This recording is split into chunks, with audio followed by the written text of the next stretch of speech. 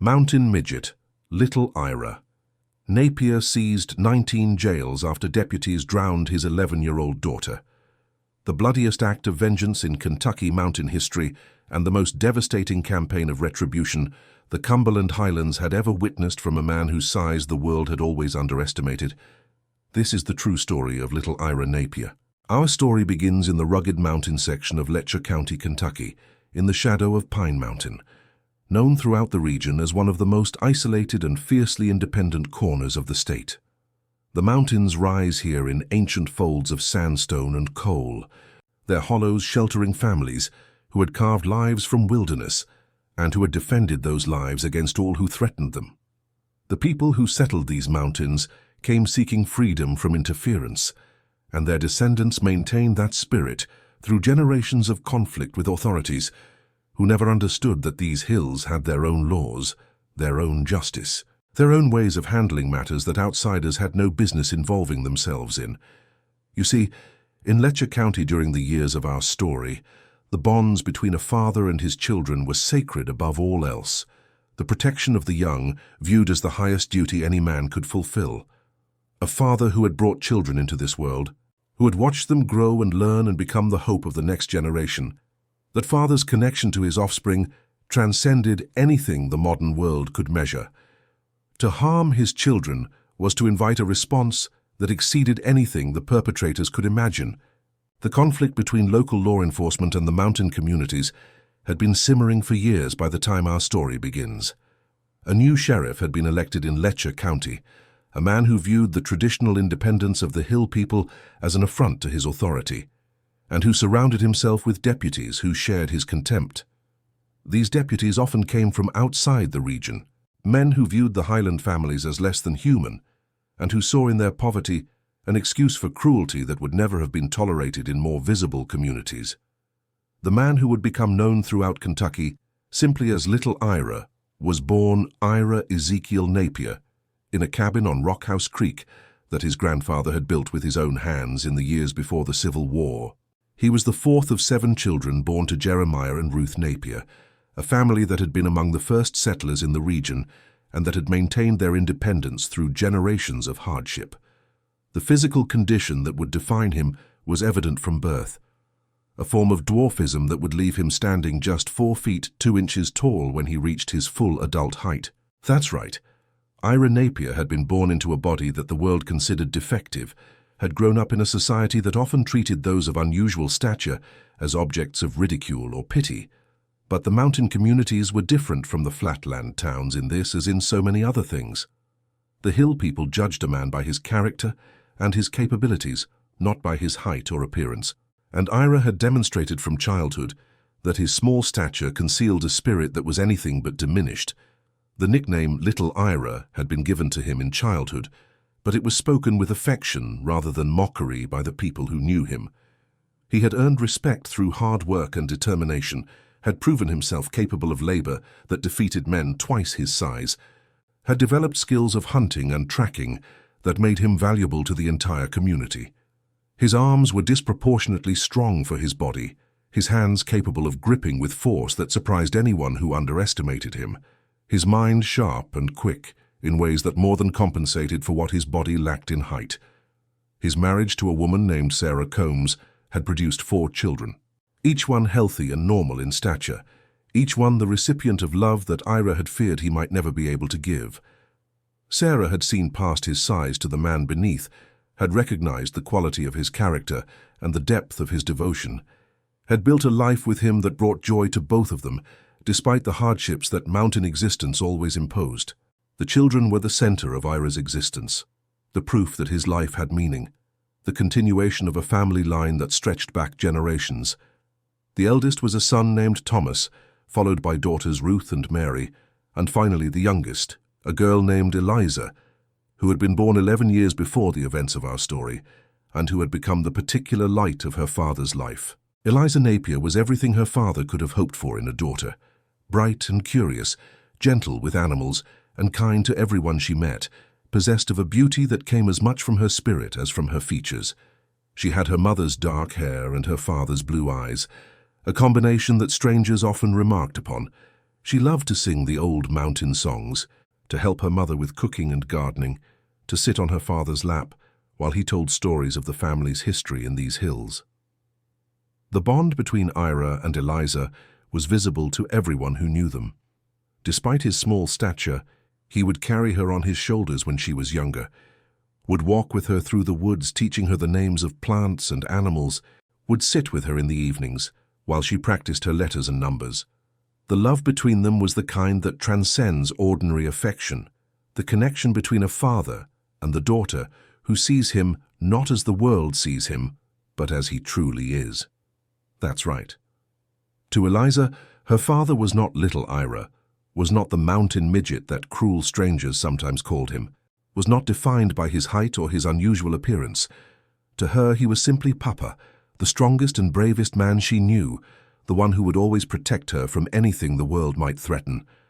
That faith, absolute and unquestioning, was the most precious gift Ira had ever received. Now, to understand what happened in the summer of our story, you need to understand the particular circumstances that had made the Napier family targets for the new sheriff's attention. Sheriff Vernon Sloan had been waging a campaign of harassment against families who refused to support his political ambitions, using his deputies to intimidate those who would not fall in line. The Napiers had been among the most vocal critics of Sloan's methods, had refused to pretend that his administration was anything other than the corrupt enterprise it truly was. Sloan decided that an example needed to be made, that the Napier family's defiance needed to be punished in a way that would silence all opposition. He chose to target Ira specifically because of his size, believing that humiliating the smallest man in the community would demonstrate that no one was beyond his reach. The method he chose would prove to be his final mistake. The sheriff assembled a force of 19 deputies, men who had been selected for their willingness to follow orders, regardless of how monstrous those orders might be. They came to the Napier property on a morning in late summer, their vehicles raising dust on the narrow road that led to the cabin on Rockhouse Creek, their weapons and badges announcing an authority they had long since corrupted. And that's when the nightmare began to unfold. You see, the morning the deputies came had started like any other summer day in the Napier Hollow. Ira had risen early to begin his chores, had walked to the creek to check on the small dam he maintained for irrigation, had been away from the cabin when the vehicles arrived. Sarah was inside with the younger children, preparing breakfast, while Eliza had walked to the creek's edge to gather water as she did every morning. The deputies found Eliza alone by the water, an 11-year-old girl carrying a bucket, singing softly to herself as she performed a task she had done hundreds of times before. What happened next would be remembered in Letcher County for generations as the most monstrous act ever committed by local law enforcement, a crime so terrible that it transcended ordinary injustice and entered the realm of something that could never be forgiven. The deputies seized Eliza, ignoring her screams, dragging her toward the deeper water of the creek. They were laughing, making jokes about teaching the midget's daughter to swim, about showing the Napier family what happened to people who defied Sheriff Sloan. The girl fought with everything she had, but she was 11 years old and weighed barely 70 pounds, and there were 19 of them. The leader of the group, a deputy named James Lawson, had been specifically instructed by Sloan to make the punishment memorable. Lawson grabbed Eliza by her dark hair, forcing her head toward the water while she screamed for her mother, for her father, for anyone who might help her. The other deputies formed a circle around the scene, some holding Sarah back when she came running, others watching with expressions that ranged from indifference to amusement. They held her under the water. The creek that had always been a place of peace and sustenance for the Napier family became a place of murder. The deputies took turns holding Eliza beneath the surface, letting her up just long enough to gasp for air before forcing her down again, prolonging her terror and suffering for their own amusement. Her struggles grew weaker as the minutes passed, her small body exhausting itself against the grip of men who felt no more concern for her than they would have felt for drowning a kitten. The water of Rockhouse Creek was cold even in summer, fed by springs that emerged from deep within the mountain. Eliza's lips turned blue within the first minutes, her small hands clawing at the arms that held her, her feet kicking against the creek bed in desperate attempts to find purchase. The deputies commented on her struggles, made wagers about how long she would last, treated her death as entertainment. Some of the deputies took photographs, images that would later disappear from official records, but that witnesses would describe for years afterward. They posed with Eliza's struggling form, smiled for cameras while a child drowned, created mementos of their crime that they apparently intended to keep as souvenirs. The photographs were never found, but their existence was confirmed by multiple witnesses who saw them being taken. Sarah heard her daughter's screams and came running from the cabin, arriving in time to see Eliza's final struggles, to watch as her youngest child was murdered in the creek where she had gathered water every morning of her young life. The deputies held Sarah back, prevented her from reaching the water, forced her to witness the final moments of her daughter's life. When they finally released their grip, Eliza's body floated face down in the creek, her dark hair spreading across the water, her small form motionless in the current. The deputies laughed and made jokes about how the midget's family would think twice before opposing the sheriff again, then returned to their vehicles and departed, leaving Sarah screaming beside the body of her murdered child. Ira heard the screams from across the hollow, came running despite legs that could not cover ground as quickly as longer limbs would have allowed, arrived to find his wife collapsed beside the creek and his daughter's body floating in water that was still disturbed by her final struggles. He waded into the creek without hesitation, gathered Eliza's small form in his arms, carried her to the bank where he held her against his chest and wept. The official report filed by Sheriff Sloan claimed that Eliza Napier had drowned accidentally while playing near the creek, that deputies had arrived after the incident and had attempted unsuccessfully to revive her. The report was a lie from beginning to end, but it was a lie that the county system was prepared to support, that no investigation would ever challenge. No charges were filed against any of the deputies. No acknowledgement was made that anything wrong had occurred. But for little Ira, the matter had only begun. You see, the murder of Eliza had destroyed everything Ira had ever loved, but it had not destroyed him. The grief that consumed him in the days following her death was unlike anything he had experienced, deeper than any sorrow his hard life had ever imposed.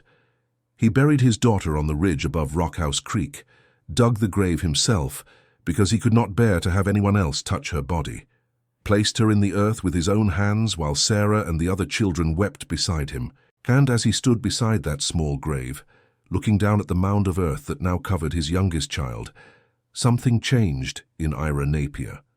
The grief that had threatened to destroy him began to transform, to harden into something colder and more dangerous than simple sorrow.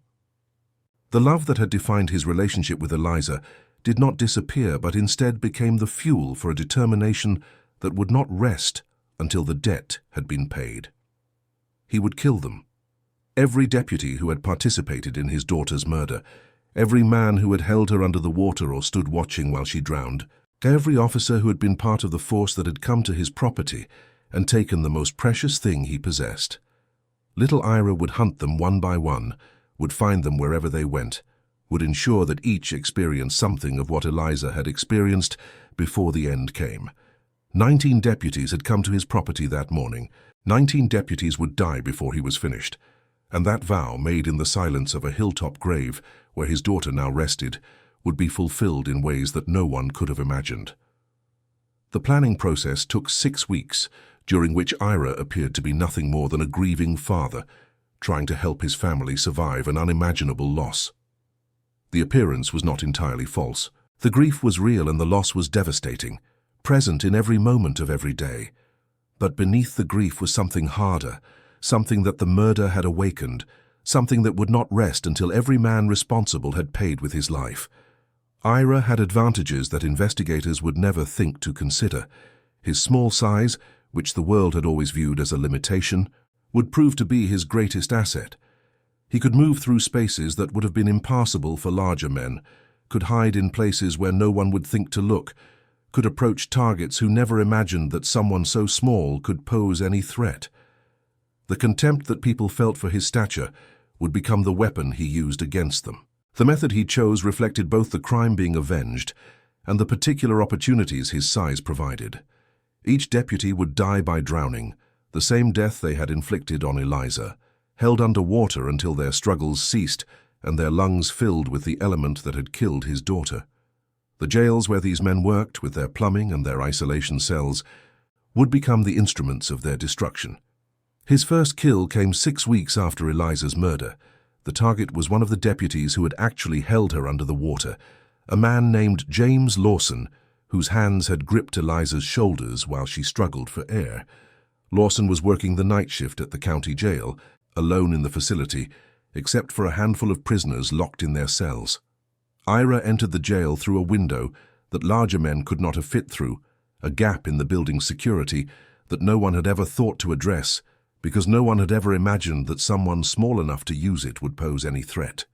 He moved through the building like a shadow, his soft footsteps silent on floors designed for heavier tread, his small form invisible in darkness that would have revealed a larger intruder.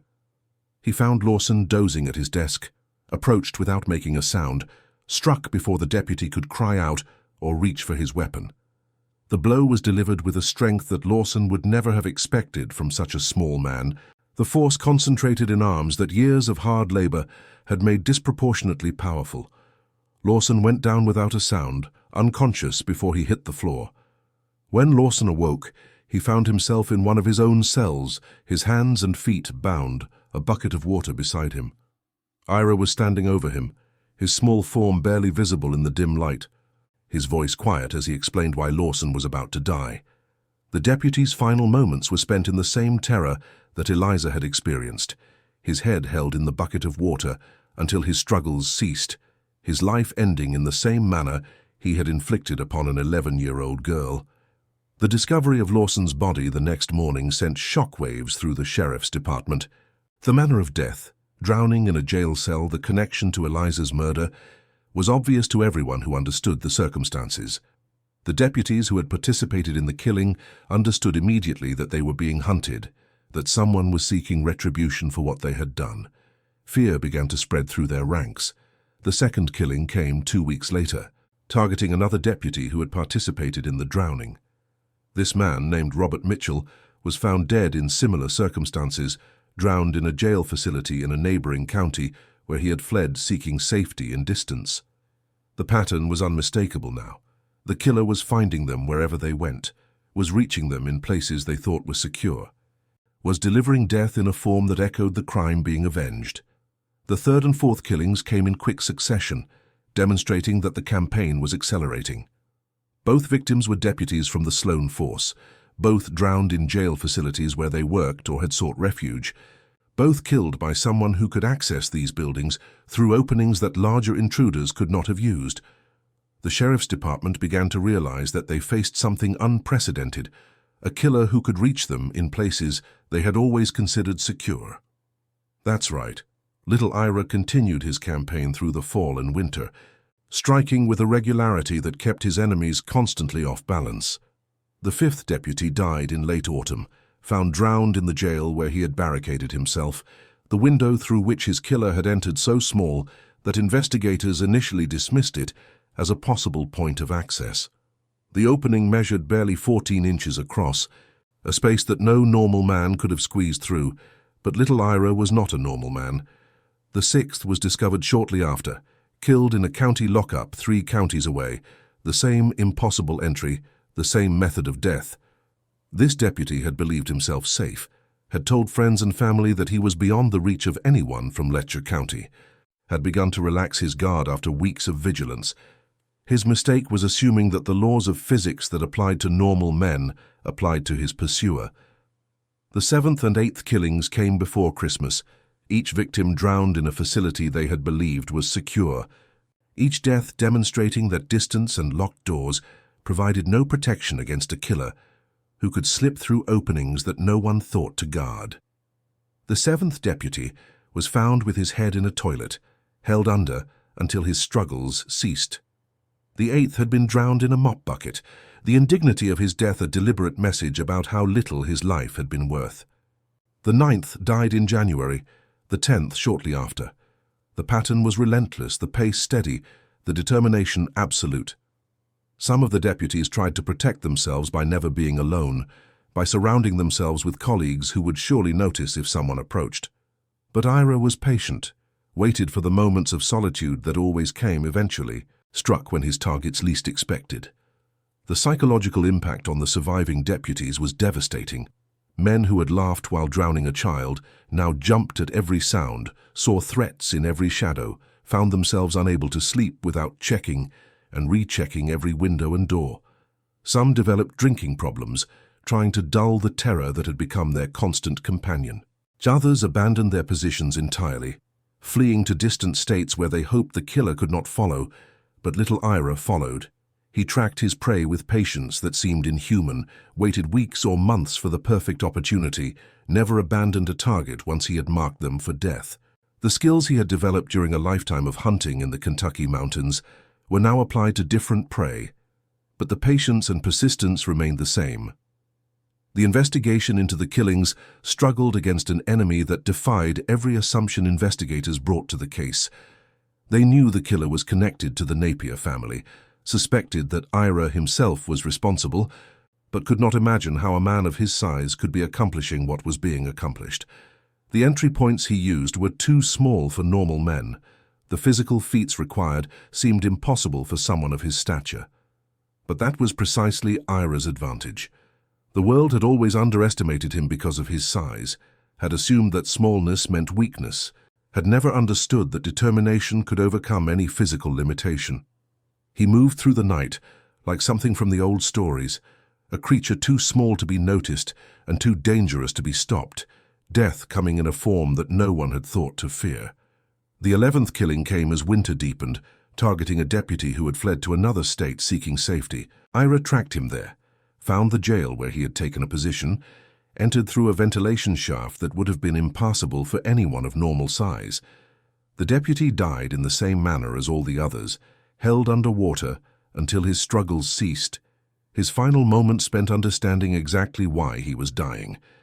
The 12th and 13th killings followed in quick succession, each victim drowned in circumstances that seemed impossible, each death adding to the legend that was growing around Little Ira Napier. The 14th came in early spring, the 15th shortly after. The survivors were in a state of constant terror, unable to protect themselves against an enemy who could reach them anywhere, who killed through means they could not prevent. The 16th deputy died on the first anniversary of Eliza's murder, 1 year to the day after she had been drowned in Rockhouse Creek.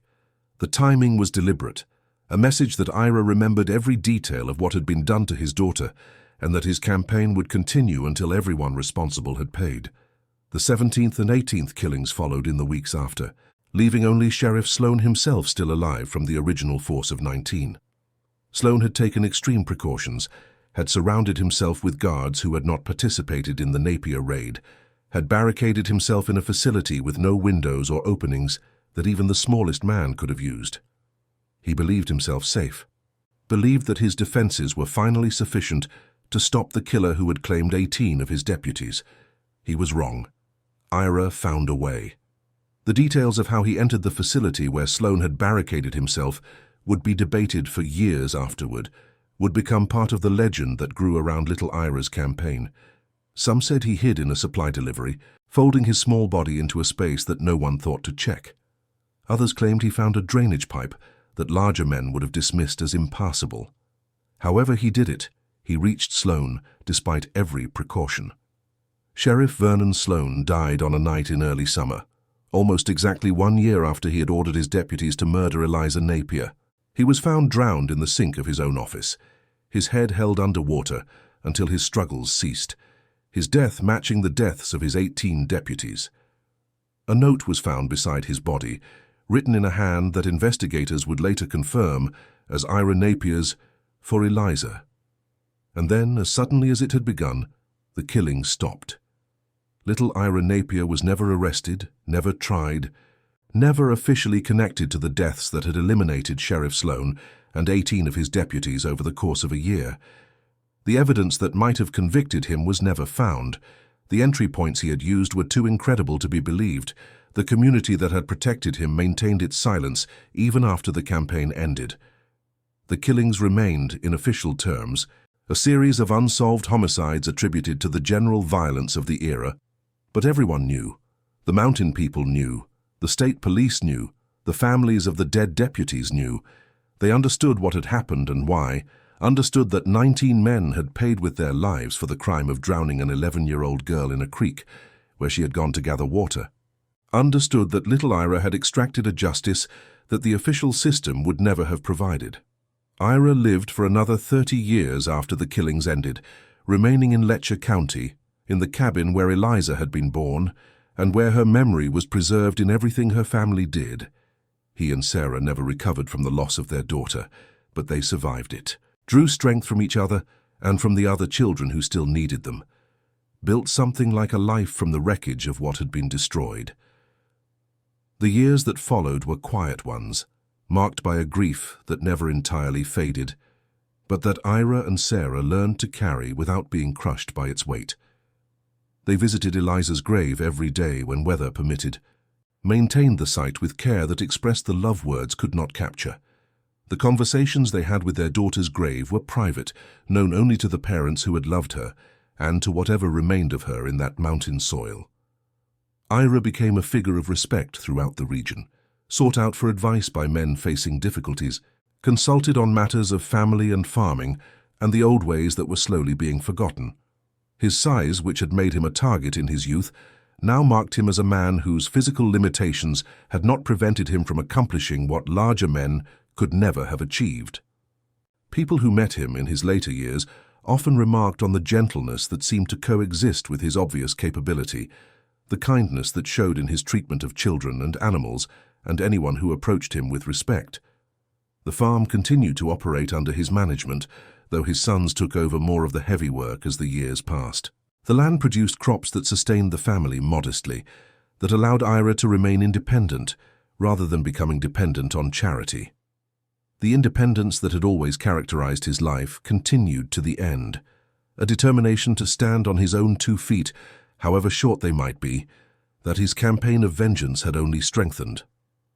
Sarah died 5 years before Ira, her heart finally giving out after decades of carrying grief that had never entirely healed. She was buried on the ridge beside Eliza, the mother reunited with the daughter she had watched die, their graves marked by simple stones that stood side by side.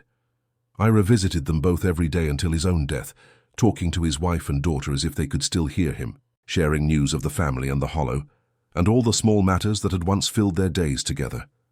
The other children grew and married, and had children of their own, expanding the Napier family into the next generation. Ira became a grandfather multiple times over, loved the grandchildren with the same devotion he had shown his own children, never allowed what had happened to Eliza to poison his ability to love those who came after her. The capacity for love that had made her loss so devastating proved to be inexhaustible, always enough for another child, another generation. Ira died in his sleep at the age of 74, his small body finally giving out after decades of hard use. He was buried on the ridge beside Eliza, the father reunited with the daughter whose murder he had avenged, their graves marked by simple stones that bore only names and dates. The funeral brought people from across the county, men and women who wanted to pay respects to a man whose size had never reflected the magnitude of his spirit. The aftermath of Little Ira's campaign reshaped law enforcement in Letcher County for a generation. The exposure of what had been done to Eliza Napier, which emerged through investigation and testimony in the years that followed, generated public outrage that could not be ignored. The drowning of an 11-year-old girl by men sworn to uphold the law was condemned across the region, cited as evidence of what happened when authority was exercised without conscience. Congressional hearings were convened to examine law enforcement practices in rural Appalachia. Witnesses testified about patterns of abuse that extended far beyond Letcher County, documented incidents of violence and intimidation against mountain families that had been covered up for years. The hearings generated headlines that damaged law enforcement credibility throughout the region, made heroes of communities that had been dismissed as backward and lawless. Newspapers across the state published editorials demanding accountability for what had happened to Eliza. The details of her drowning, repeated in accounts that spread far beyond Kentucky, created images that could not be forgotten. The descriptions of deputies laughing while a child struggled for air, of photographs being taken while she died. of the casual cruelty that had characterized the entire incident, generated revulsion that transcended political divisions. Religious leaders joined the chorus of condemnation. Ministers throughout the region denounced what had been done to Eliza Napier as incompatible with Christian principles, argued that no interpretation of law enforcement authority could justify drowning a child to punish her father. The moral authority of the churches added weight to the growing demand for reform. The reforms that followed were significant, though they came too late for Eliza and for the family that had loved her. Investigations were launched into law enforcement practices throughout the region, revealing patterns of abuse that extended far beyond Letcher County. Deputies who had participated in similar crimes found themselves facing scrutiny they had always avoided, some fleeing rather than answer questions about their past. The treatment of children came under particular examination. The murder of Eliza Napier had demonstrated the extreme to which local authority could be corrupted when exercised without oversight. Procedures were established requiring accountability, recognizing that badges did not grant the power of life and death over innocent children. Training programs were developed that emphasized the distinction between enforcement and brutality. The families of the dead deputies sought explanations that the system could not provide. Some learned for the first time the truth of what their husbands and fathers had done, discovered that the men they had mourned had participated in the murder of a child. The revelations destroyed some families, forced painful reckonings with the reality that the victims of Little Ira's campaign had themselves been perpetrators of something monstrous. The cultural impact extended beyond policy changes. The Little Ira story became a legend throughout the Kentucky mountains, a reminder of what could happen when those with power underestimated those they considered weak, when the small proved more dangerous than the large. Parents told their children the story as a lesson about the dangers of judging by appearances, about the strength that could be found in unexpected places. The gravesite where Ira and Eliza rest together became a place of pilgrimage for those who knew the story, visited by people who wanted to pay respects to a father and daughter whose bond had been strong enough to transcend death. The stones that mark their resting places stand side by side on the ridge, the father's grave no larger than the daughter's, despite his adult years, their equality in death matching the equality of their spirits in life. The songs that emerged from the Little Ira story varied widely in their approach and message. Some were straightforward ballads that recounted the events in chronological order, from Eliza's murder through the campaign to the final killing. These songs celebrated Ira's determination, described his revenge in terms that bordered on admiration, portrayed him as a symbol of paternal love, pushed beyond all limits by an injustice too great to bear. The first songs appeared within months of the final killing, composed by local musicians who understood the power of the narrative. These early ballads spread through the Kentucky mountains and beyond, learned by one community and carried to the next, modified and embellished as they traveled. The songs served multiple purposes: entertainment, moral instruction, and preservation of a history that official records treated only as a series of unsolved homicides. One popular ballad described the murder of Eliza, painting a vivid picture of an 11-year-old girl held underwater while her mother was forced to watch. The song captured the horror of those final moments, the child's struggles growing weaker as her lungs filled with water, the laughter of the deputies who treated her death as entertainment. It portrayed Ira's arrival, his discovery of what had happened, his silent vow beside his daughter's grave. The melody was haunting and memorable, built on traditional Appalachian patterns that made it easy to learn and hard to forget. Musicians reported that audiences would weep openly during certain verses, that fathers would hold their daughters closer, that the song created a silence after its conclusion that seemed to honor both the victim and the avenger. The verses describing Eliza's death became iconic, repeated in countless retellings. They captured the cruelty of men who would drown a child to send a message to her father, the cowardice of 19 armed men attacking a 70-pound girl, the contempt for mountain people that the murder revealed. They described Ira carrying his daughter's body from the water, the weight of her so light in his arms, the grief that transformed into something harder and more dangerous. Another song told the story from the deputies' perspective, describing their growing terror as their colleagues died one by one around them, each drowned in facilities they had believed were secure. This song was darker than most, capturing the psychological horror of enemies who could reach them anywhere, who slipped through openings too small for normal men, who killed in ways that seemed impossible. It described their attempts to protect themselves, their efforts to guard against an enemy they could not see, their final understanding that Little Ira would find them regardless. The song imagined their final moments, the realization that they were about to die in the same manner as the child they had murdered, the water filling their lungs as they struggled against bonds they could not break. It offered no sympathy for these men, but rather held them up as examples of what happened when cruelty was answered in kind, when those who drowned the innocent were themselves drowned in turn. A third song focused on the method of Ira's kills, on the ways his small size became his greatest weapon rather than his limitation. This song celebrated the reversal of expectations, the transformation of what the world considered a defect into an advantage that no one could counter. It described Ira moving through ventilation shafts and windows and openings that larger men could not have used, becoming invisible in a world designed for people of normal height. A fourth song addressed the bond between Ira and Eliza, the love between father and daughter that had been violated by the deputies' crime. This song was more tender than the others, exploring the relationship between parent and child, the particular devotion that fathers feel for daughters, the way Eliza had seen her father, not as the world saw him, but as he truly was. The song suggested that Eliza's love had given Ira the strength to do what needed to be done. The most famous of all the Little Ira songs was composed several years after the events by a professional musician who traveled to Letcher County to research the story firsthand. This comprehensive ballad told the complete narrative with skill and emotional power, becoming a standard in the folk music repertoire. It has been recorded by numerous artists over the years, carrying the Little Ira story to audiences who never knew him, but who recognized in his actions something universal about parental love and its defense. Historians who have studied the Little Ira case have reached varying conclusions about its significance and meaning.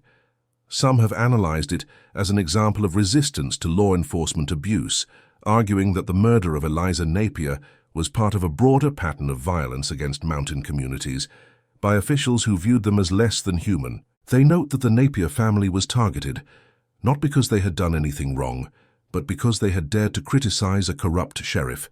These scholars have traced the connections between the Napier case and similar incidents throughout Appalachia during the period. Law enforcement in the region had often been used as a tool of political control, with sheriffs wielding their authority to silence opposition and punish critics. The murder of a child was an extreme manifestation of this pattern, but it grew from roots that had been developing for years. The economic analysis reveals how political power in the region was connected to economic interests that benefited from keeping mountain communities weak and divided. Sheriff Sloan had connections to business interests that profited from the poverty of the hill people, had used his office to advance agendas that had nothing to do with law enforcement.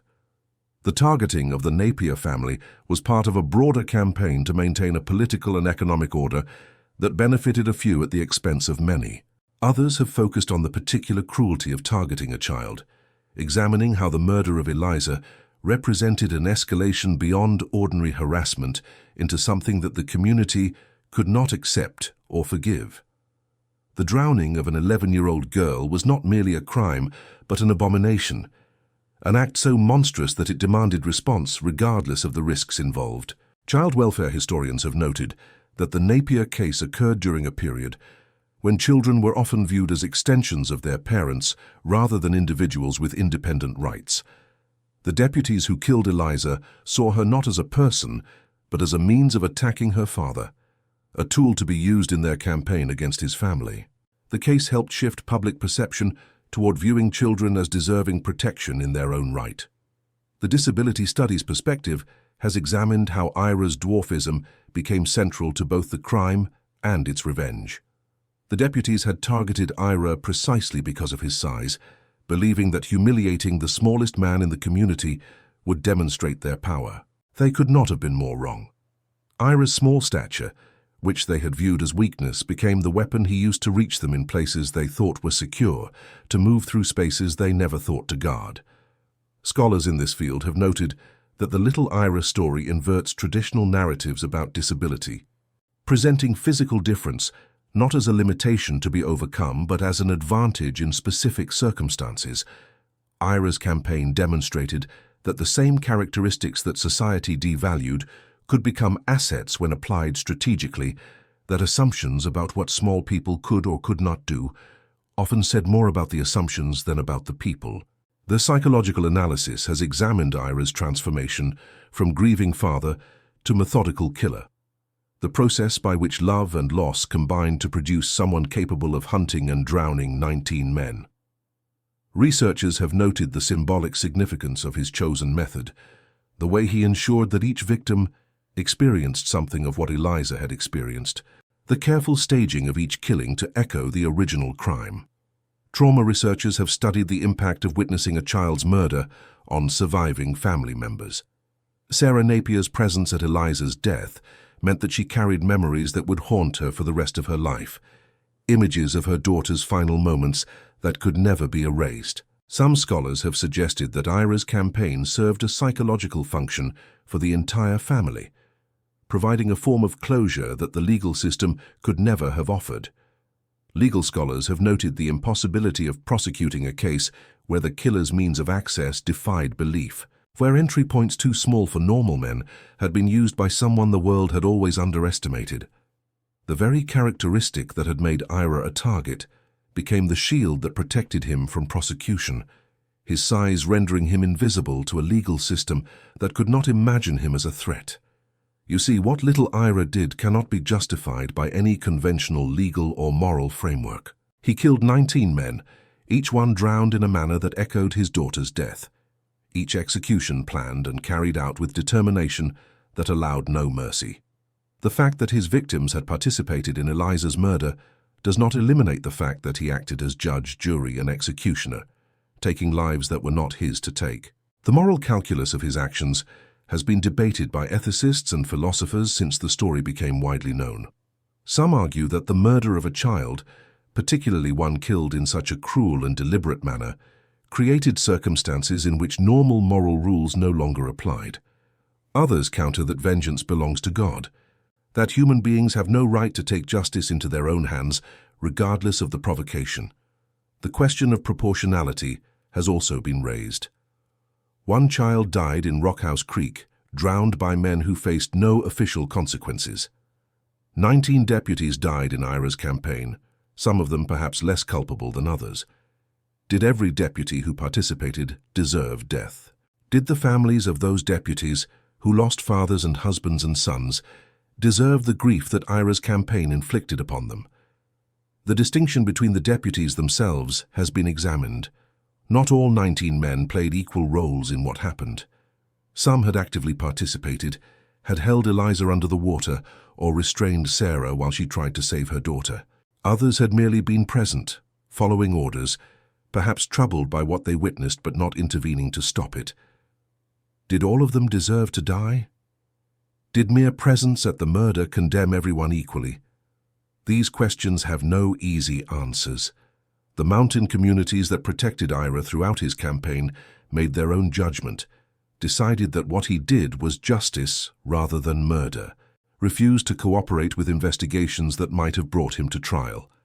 Their silence was their verdict, their protection, their endorsement of actions that the official world could only condemn. The religious dimensions have also been explored. Ira and Sarah had been church-going people, raised in a tradition that taught forgiveness and warned against vengeance. How did Ira reconcile his faith with the campaign he conducted? Some observers have suggested that mountain Christianity includes Old Testament concepts of justice, an eye for an eye that coexists with New Testament teachings of mercy. Others argue that Ira simply set his faith aside, pursuing a course of action that his religion would have condemned, but that his heart demanded. And yet his story cannot be simply condemned, reduced to a tale of criminality that teaches only the obvious lesson that murder is wrong. He was a father whose 11-year-old daughter had been drowned by men who laughed while they held her underwater, whose attempts to seek justice through legal channels had been blocked by a system that protected the killers, whose loss was so profound that survival itself seemed impossible without some form of response. His story challenges us to consider the relationship between law and justice, between what is legal and what is right. The murder of Ira Napier was legal in the sense that no one was prosecuted for it, that the official system treated it as an accidental drowning, despite the testimony of witnesses who saw what really happened. But the murder was not just. Eliza was a child, 11 years old, guilty of nothing except being the daughter of a man who had criticized a corrupt sheriff. The specific circumstances that produced the Little Ira story, the combination of law enforcement abuse, the targeting of children as weapons against their parents, the vulnerability of those whose physical characteristics made them targets for contempt, have not entirely disappeared. Similar abuses continue to occur, continue to generate responses that the official world condemns as vigilantism, continue to raise questions about what citizens can do when those charged with protecting them become their tormentors. The descendants of Ira and Sarah Napier still live in those Kentucky mountains, carrying the memory of their ancestors through the generations.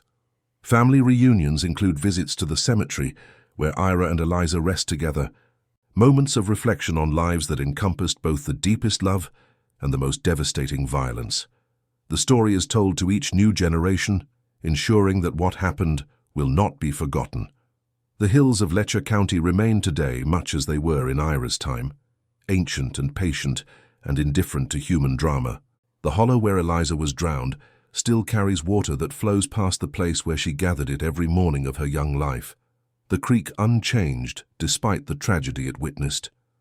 The Napier homestead has passed through generations, the land still in family hands, the memory of those who lived and died there preserved in stories that will be told as long as anyone remains to tell them. The story of Little Ira endures because it speaks to something fundamental in the human experience. It is the story of love between father and daughter, of the bond that forms between parent and child.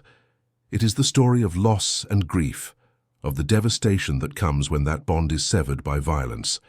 It is the story of underestimation and its consequences, of what happens when the world judges by appearances and discovers too late that size does not determine strength.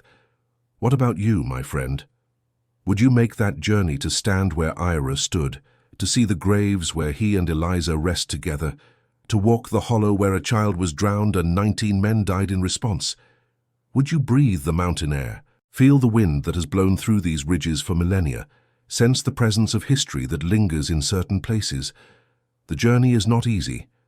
The roads are narrow and winding, and the cemetery is difficult to find without a guide who knows the way. But those who make the effort say it is worth it. That standing in that place brings something into focus that cannot be captured in words or photographs. The drive from Lexington takes most of a day, winding through mountains that seem to rise higher with each passing mile. The paved roads give way to gravel, and the gravel gives way to dirt tracks that require careful navigation. Modern GPS systems lose their signal in some of the deeper hollows, forcing travelers to rely on landmarks and local knowledge that has been passed down through generations. The final miles must often be covered on foot, following paths that only the local people know, paths that Little Ira walked countless times during the years of his campaign. The terrain is difficult even for people of normal height, the slopes steep and the footing uncertain. One can only imagine how Ira navigated these paths with his shorter stride, how he covered ground that defeated larger men through determination that compensated for what his legs could not provide. The people who live in the surrounding hollows still know the Napier story, still speak of Little Ira.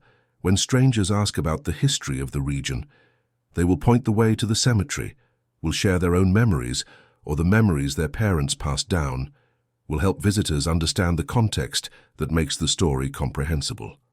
They do not judge Ira for what he did. Do not condemn him as a murderer. See in his actions the response of a father who had been pushed beyond what any human being should be expected to endure. The Napier homestead remains occupied by descendants who continue the traditions their ancestors established generations ago.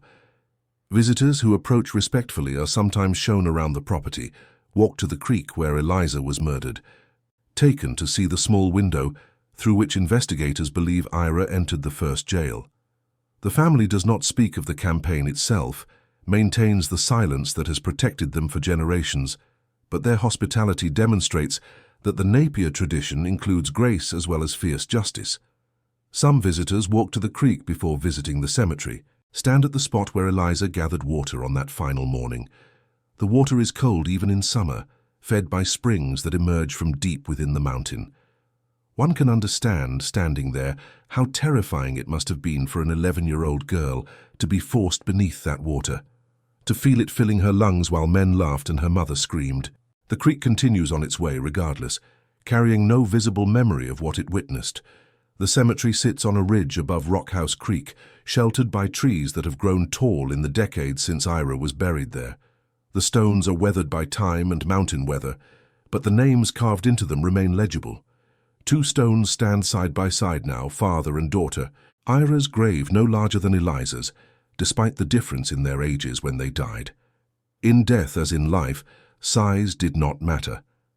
Standing at those graves, looking out over the hollow where Eliza was murdered and where Ira began his campaign of vengeance, one can almost feel the presence of those who rest there. They are gone, of course, have been gone for years now, but what passed between them remains, preserved in memory and song and story. The questions they force us to ask, about love and its limits, about strength and its sources, have no easy answers. The creek where Eliza died still flows past the place where she gathered water on that final morning, unchanged by the decades that have passed since her murder. Visitors sometimes walk to that spot, stand where she stood, try to imagine the terror of her final moments. The water that took her life continues on its path to the Kentucky River and beyond, carrying no memory of what it witnessed, indifferent to human tragedy, as water always is. The mountains keep their secrets, holding the memory of little Ira and Eliza close like they hold the morning mist and the evening shadows. Their story will continue to be told as long as people remember what happened in Letcher County during those terrible years, as long as fathers love their daughters with a devotion that defies law and logic, as long as systems fail and ordinary people find their own extraordinary ways to respond. They are gone now, dust mingling with the earth of the ridge where they were born and where they rest. But what happened between them echoes still through time and will continue to echo for generations yet to come. And that, my friend, is the true story of little Ira Napier, who seized 19 jails and drowned the deputies within them after they drowned his 11-year-old daughter Eliza in Rockhouse Creek, using his small size to reach them in places they thought were secure. Each death delivered by water to match the death they had inflicted, the campaign continuing for 1 year until every man responsible had paid with his life. A story of love and devastating loss, of strength found in unexpected places, of justice sought where the law would not provide it, and of a father who proved that the size of a man's body has nothing to do with the size of his heart or the depth of his determination. The story speaks to questions that have no comfortable answers, questions about the nature of paternal love and the limits of what any parent should be expected to endure. Little Ira killed 19 men, drowned each one as his daughter had been drowned, committed acts that the law must condemn regardless of the circumstances that drove them. But he acted from a place of profound violation, from the murder of his child by men who laughed while they held her under water. The mountain communities that knew his story and protected him during his campaign understood something that the official world could not comprehend. They understood that Eliza's murder was an assault on values they all shared, that the drowning of a child was a crime that demanded response, regardless of what badges the perpetrators wore. They understood that Ira's vengeance was not merely personal, but communal, a defense of the sanctity of childhood that everyone in the hills cherished. The federal and state authorities, who might have pursued the case more aggressively, eventually recognized the futility of their efforts. Ira had demonstrated that his small size, which the world had always viewed as weakness, was in fact a weapon that no security measures could counter. The decision to let the matter drop was pragmatic, a recognition that continued investigation would produce nothing except continued frustration. The descendants of Ira and Sarah Napier continue to live in those Kentucky mountains, carrying the memory of their ancestors through the generations. Family gatherings include visits to the cemetery where Ira and Eliza rest together, moments of reflection on lives that encompassed both the deepest love and the most devastating violence. The story is told to each new generation, ensuring that what happened will not be forgotten, that the lesson of what devoted fathers are capable of will not be lost. The hills of Letcher County remain much as they were in Ira's time, ancient and patient and indifferent to human drama. The creek where Eliza was drowned still flows past the place where she gathered water on that final morning, unchanged by the decades that have passed since her murder. The modern world has encroached somewhat, brought paved roads and electricity and all the conveniences that the Napiers lived most of their lives without. But the essential character of the region remains unchanged. A story of a father who watched his daughter's body lifted from the water and refused to accept that loss as his final word, who proved through terrible means that the world's assumptions about size and strength were wrong in ways that cost 19 men their lives. The mountains remember, and through them, and through the songs and stories that continue to be sung and told across the Kentucky Highlands and beyond, so do we all, now and forever, as long as memory endures and people gather to hear tales of fathers who loved their daughters and avenged their murders against all those who dared to harm them.